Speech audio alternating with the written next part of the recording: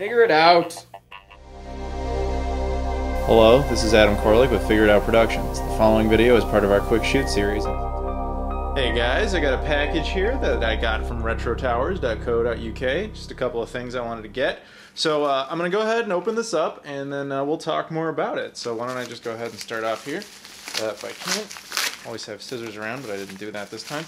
Okay, so we got two things. First, we got a game called Doshin the Giant, which is not really the point of this video, so we'll put that to the side. If you want to see more about this, watch Playload at the end of the month, and I'll talk more about it. But for now, we're going to talk about this.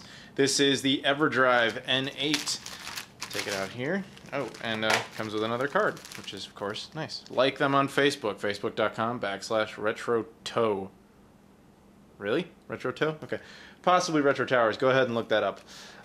Anyway, this is a flashcard for the NES. I actually did a video on a similar version of this not too long ago, a little while ago.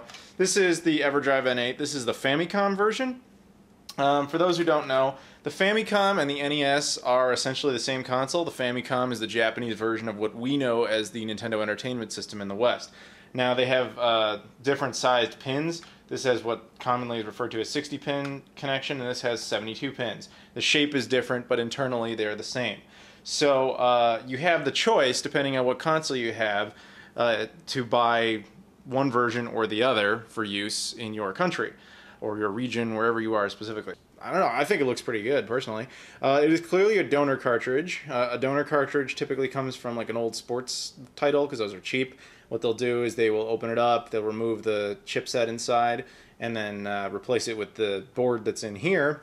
Not to mention they'd also remove the label and replace it with this very nice one. On top of that, it's also had a hole cut right here, which I'll explain in a moment. It's very heavy for an NES cartridge, and there's a simple reason for this. Usually NES cartridges only fill up about that much space inside. The chipsets inside don't really go above this point because they, like I said before, were usually designed for the Famicom, which is much smaller, though granted different shapes. But in this case, it has to go all the way to the top there for an SD card reader, which would explain, of course, the additional weight. Now, as I said, SD cards. This one, the Famicom version, uses mini SD cards right there. Very, very small little things. On here, I've already preloaded, since the last time I did this with this version, this one has every NES game ever made, ever, all on this one little card.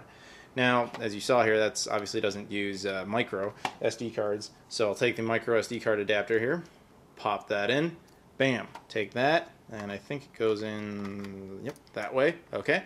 And now, this cartridge right here has every NES game ever made all in one cartridge. Pop it in the NES, provided your NES is clean. Always clean your systems. And if you don't know how to do that, I've got plenty of videos on that. But yeah, if it's all clean, it's all operational, put this in, every NES game ever, bam, you're good to go. And that's pretty neat. And yeah, let's go ahead and try that out, because yeah, you can't really beat that. I've done this before in the past with the TurboGrafx Everdrive, and there's a few of these things. There's one for the Sega Master System, there's one for the Sega Genesis 32X, although technically the Genesis 32X is the same one, Super Nintendo, even the N64. There's a lot of cool Everdrives out there, and this is just the latest one. But yeah, sorry, didn't mean to go off there. Let's go ahead and try it out. I've got the NES all set up. I apologize for suddenly going handheld on you. So we're just going to take the cartridge and pop it in, and oh, I accidentally ejected the SD card. Okay, put that back in. I guess that's one minor, super small complaint about it, is that in theory you'll be doing that a lot by accident, so keep that in mind. Anyway, push it down, turn it on, and yep, okay, there we go. So I've got the menu up here, and alright, so I'm going to go ahead and click on ROMs, which takes a minute to load. Now you have to organize these folders yourself. As you can see here, I've got a bunch of folders. I highly recommend you organize things this way, otherwise you're going to run out of pages. This is really just a way to keep it categorized and organized, because I think it only supports like 12 pages. So in theory, you'd run out of space. So if you break it into subfolders, then you'll be okay. Including the letter S, which I actually had to break into 2 groups. Now I'm going to go ahead and run a game I think that everyone is pretty familiar with. and that way you get this, you kind of see, well, okay, yeah, Legend of Zelda. So you have a few options here. You can get some information on it. It says that it works, it says the size, all this kind of stuff. And yeah, or you can just go ahead and start the game, which it takes a second to load it, not very long, and then it runs it, just as if it was on the actual hardware, because, well, frankly, it is on the actual hardware. The only thing that's different is just the fact that technically it's a ROM file, which is really all that's on a flash card to be, or on a cartridge to begin with. The difference here is that it's reading all the data off SD cards. Now, a few people will probably ask, you just noticed that I created a save file. Does it support saving? Yes, it does. I don't think it has a battery inside it. I think it does it through flash-based memory. I'm not really sure how it works. But if you, you know, quit this game, you load another game, whatever, you don't have to worry about your save getting wiped. It'll stay there, you know, forever. Well, forever unless you delete it. But yeah, so that's a really nice bonus feature. You don't have to worry about the battery ever dying, because I don't think it even has one. As far as I know, it goes through flash memories. Now let's reset and run something else here. So I will once again go ahead and open up the ROM folder here, which again takes a moment to load. I guess I could have cut out the load times. But yeah. So yeah, this thing actually, not only does it play legit games like you just saw, but it also plays hacked games. You know, things that weren't ever really meant to run on the NES, but technically can. One such example is this game. This is a Pac-Man hack called Unicron. Now, I believe I did this before, but in the first Everdrive video I did. I'm a big Transformers fan. I make no denial of it. And this is basically just a Pac-Man clone using Transformer characters, specifically Unicron from Transformers the movie, the 1986 movie, which is the only good Transformers movie ever made. That movie is fucking awesome. If you haven't seen it, you definitely should. Just so people understand, I don't use this to, like, replace my cartridges or stop collecting. That's actually still really, really important to me. This is just kind of a really neat thing. Primarily, I would use it to play hacked games, as I'm mentioning here. But it does have its purposes and its advantages, and just as a novelty, this thing is really, really cool. But again, that doesn't mean it's going to replace actually going out and getting authentic cartridges, because that's just my gaming experience, and that's the way I like to do it. You may have noticed that the title screen said 1999, which is kind of cool. That means, a lot of these fan games were made and continued to be produced years after the system was no longer being supported. And I always wondered back in the day what the point of these were, and I think it was so you could play them on emulators. I think that was always the goal.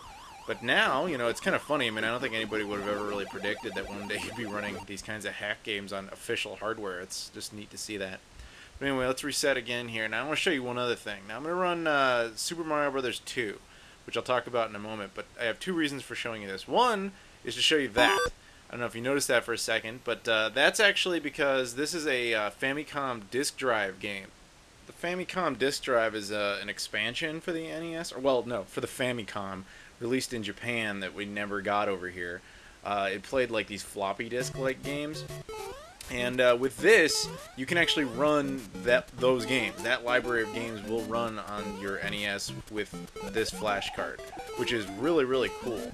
Now this game specifically, I also showed you for another reason. This game, I believe, did have a cartridge version, and this game, Super Mario Bros. 2, this version, never was released outside of Japan until the Super Nintendo, because basically it was too hard for Western audiences, or at least that's how Nintendo felt about it. So I showed you this because, one, I wanted to tell you that, you know, you can, with this thing, you can play Famicom disk drive games, but you can also play Japanese games and import games, which is really cool. Okay, so there you have it. That's the basically the NES Everdrive, or the Everdrive N8, the full NES version. Really not a whole lot different from the Everdrive, the Famicom Everdrive N8, but yeah, it just fits better. So this is really aimed more towards Western audiences, specifically those in US and Canada and Europe.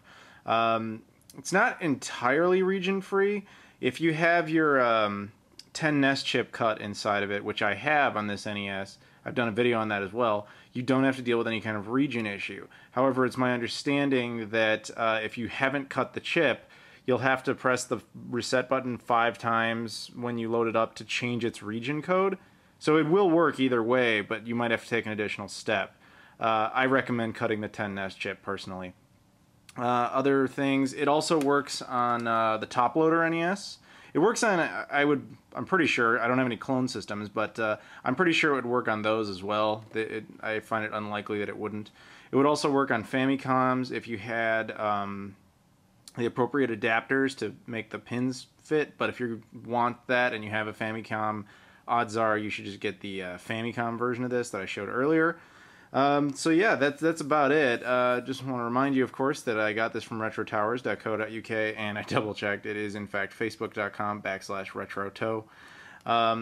Just so you guys know, as basically a gift to all you guys for watching the video, if you buy this or anything off of retrotowers.co.uk, if you use my name as a coupon code, which is AdamK, if you go ahead and do that, you get 5% off your order. No matter what it is, 5% off. You're welcome. So that's about it, guys, and as always, thanks for watching.